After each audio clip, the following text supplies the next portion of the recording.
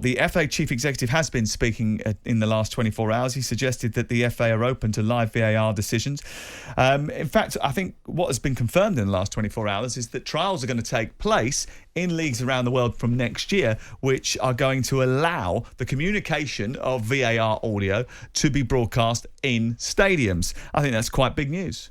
It's huge news. And I think we're all in favour of it. We've seen, particularly during this Rugby World Cup, how well that works. Nobody's in any doubt about what decisions are being taken and why they're being taken. I think the big issue that I've had with VAR, one of many actually issues since it came in, is the lack of thought that goes into those people who actually pay their hard-earned money to buy their expensive Premier League tickets in some cases, and often it's the people inside the stadium who are completely in the dark about what is happening in the VAR room. Obviously, if you watch on television, then you get a far better explanation. That doesn't sit right with me, and I understand that there's a reluctance to show dubious decisions on television monitors in case it can cause issues amongst the crowd, but I think we have to get past that, and I think this is a definite step in the right direction.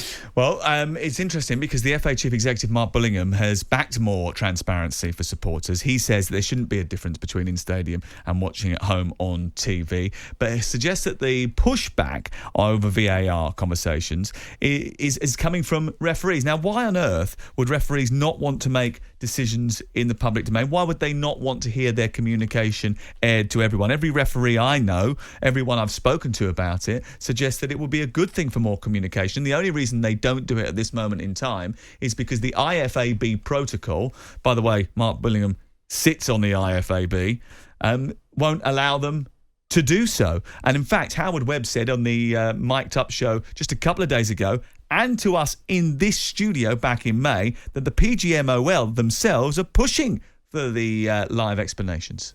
We're not able to do it live at the moment, in-game. At the moment, the International FA Board and FIFA don't allow that. Maybe that will change. I'm part of a working group looking to see if we can get the opportunity to play audio out live.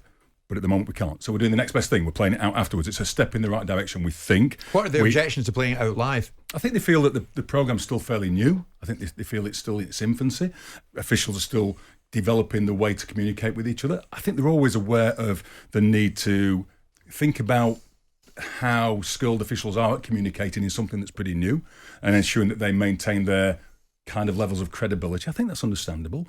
To be clear, we're pushing this. We want as much information out as possible. Last night was the first step. We picked a selection of clips that showed a range of types of incidents. Yeah. But we fully understand, this is a bold move, and we fully understand that once you draw that curtain back and open that box, it's open, and we have to show everything. Could this be from referees in different parts of the world that are pushing for a little bit of caution and just slow down with the speed of releasing these audio segments? Because Mark Bullingham is quoted today as saying this is something that we've talked about in multiple IFAB meetings. Generally, there's a split in the room over that, and quite often it's between the marketing and commercial people and the referees. It's our point of view from a marketing and commercial perspective would normally be that the transparency is a really good thing, and we want to have fans to have the maximum experience.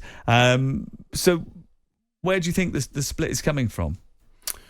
Well, I'd love to know, to be honest, because as you mentioned there, I don't really understand, if you're a referee and you have courage in your convictions, why you would have any issue with your audio conversations being played in the tannoy. Well, you heard Howard Webb say there that they want it. They're pushing. He said, just to reiterate, let's be clear, we are pushing for this. So as you say, therefore, if the Premier League officials are on board, then the obvious assumption is that maybe it's officials from foreign shores that aren't comfortable with this as a development. I guess, again, it has to be uniform, doesn't it? If you're going to roll it out in the Premier League, you have to roll it out in La Liga and the Bundesliga. Is the issue here, actually, though, when we come to like a World Cup tournament or a European Championship tournament, or is that all the officials speak a different language, and as a result, it's very difficult for them to explain their decisions or for people to understand what they're saying anyway? Because, for example, if you've got a team of Japanese officials that don't speak French or English, and you've got a huge audience from those countries, you're not going to necessarily, those two teams playing, for example, you're not going to understand what the officials are saying unless you happen to be fluent in Japanese, and most of the country are not.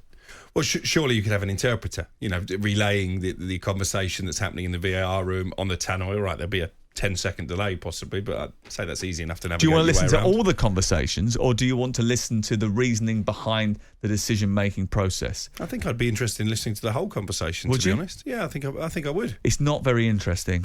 As That one, the Liverpool Tottenham one, was quite lively. You heard that, but we obviously are quite lucky when we're doing television commentary. If you're the host broadcaster, you do get access to the VAR in real time, so you can hear it in your ear and you can hear what they're talking about. You can turn it up and down and whatever.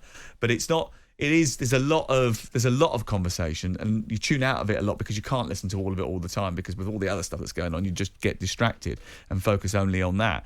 But it's not riveting most of the time, because these big incidents that take a VAR check don't happen very often, do they? Let's be honest.